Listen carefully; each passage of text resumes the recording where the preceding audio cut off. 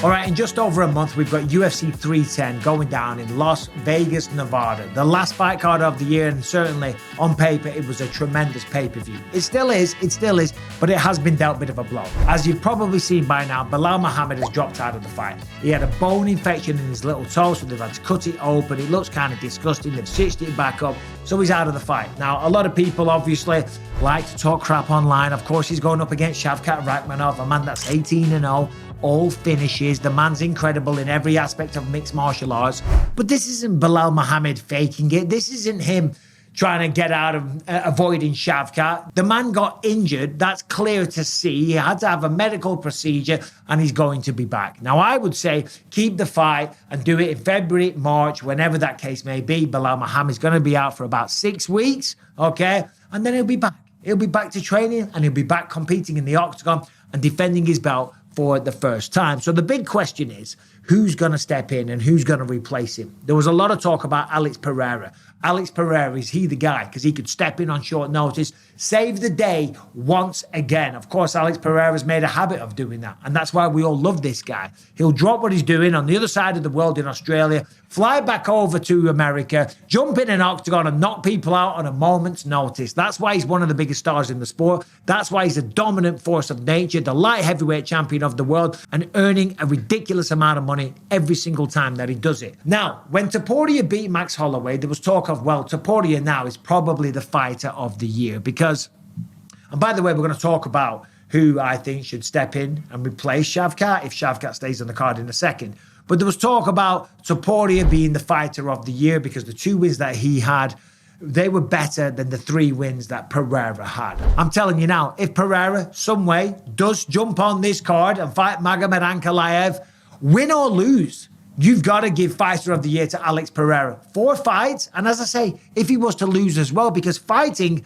it's, yeah, okay, winning's a big part of it, but you want to see that fighter spirit. Now, that remains to be seen. Who is going to step in and save the day, if it even needs to be saved, that is, at UFC 310? Already, the fight card looks really good. We've got Alejandro Pantoja taking on Kai Asakura, a guy making his UFC debut, but a guy that was a rising champion out there in Japan.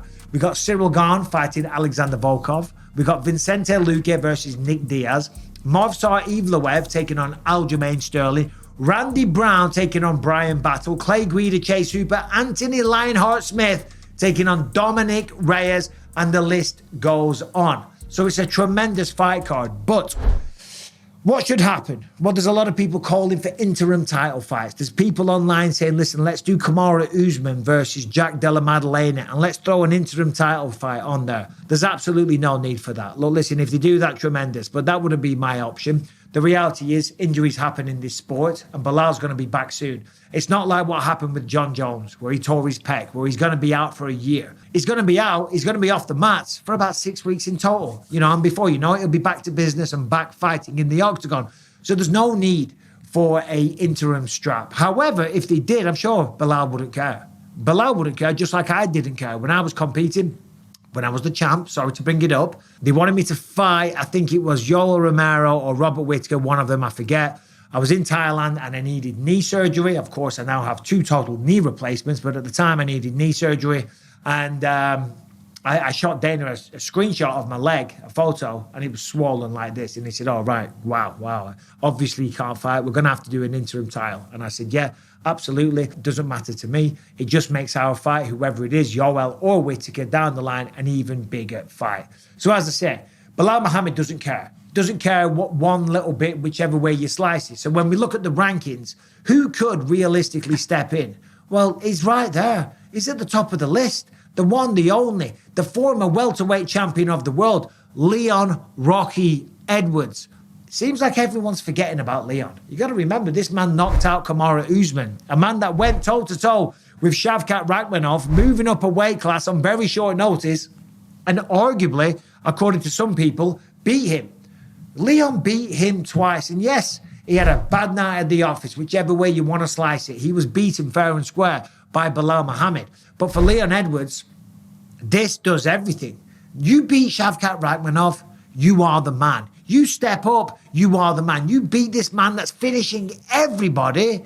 What does that do for you? well, then you're right back in the title conversation. In fact, you will be probably getting a rematch against Belal Muhammad, and they will probably do that in America. So there wouldn't be this crazy time difference. And that was what Leon pointed to. He said that he felt off and his timing was not right, and he just kind of felt a little bit slow and stuff like that. I'm not surprised that my body just felt tired, you know, from round one. All week I've been feeling I'm just tired from the timing. But like I said, congrats to Belal. You got the job done and we'll get it back again. And I do appreciate those comments and I do understand what he's saying. But ultimately, Belal Muhammad had to go through the same thing. And I'm sure, more importantly, he wants to get his hands on Belal Muhammad once again. He wants to right the wrongs. He wants to prove to the world and to himself that he's the better man. But more importantly, get back to becoming the welterweight champion of the world. So if there is a man out there that should be raising his hand and saying, hey, put me in, Coach Dana, come on, give me a call, sign me up, let's go, send the bout agreement, it's going to be the one, the only,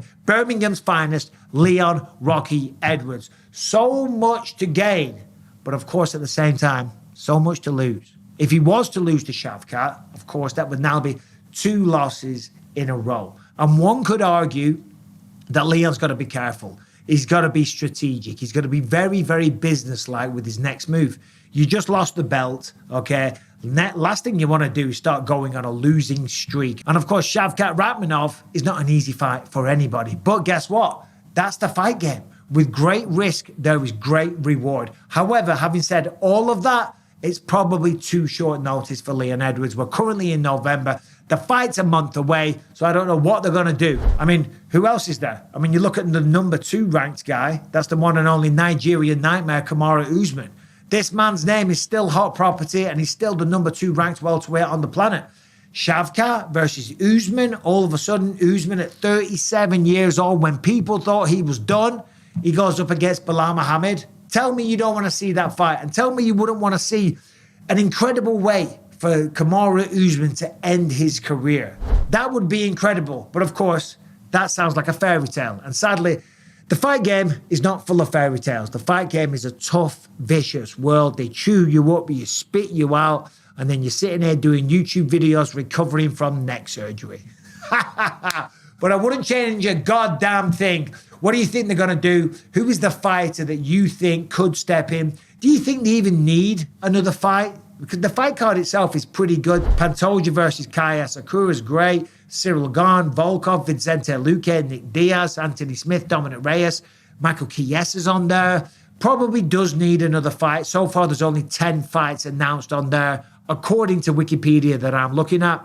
So they're probably going to throw a few more announced fights because, you know, people these days miss weight. People these days get sick. People these days sometimes don't make it to the octagon. So they want to stack the card 13, 14, 15 fights just in case some people do drop off. Anyway, who do you think should be the guy to step up? Do they even need to step up? Thanks for watching. Subscribe and ring the bell. See you soon.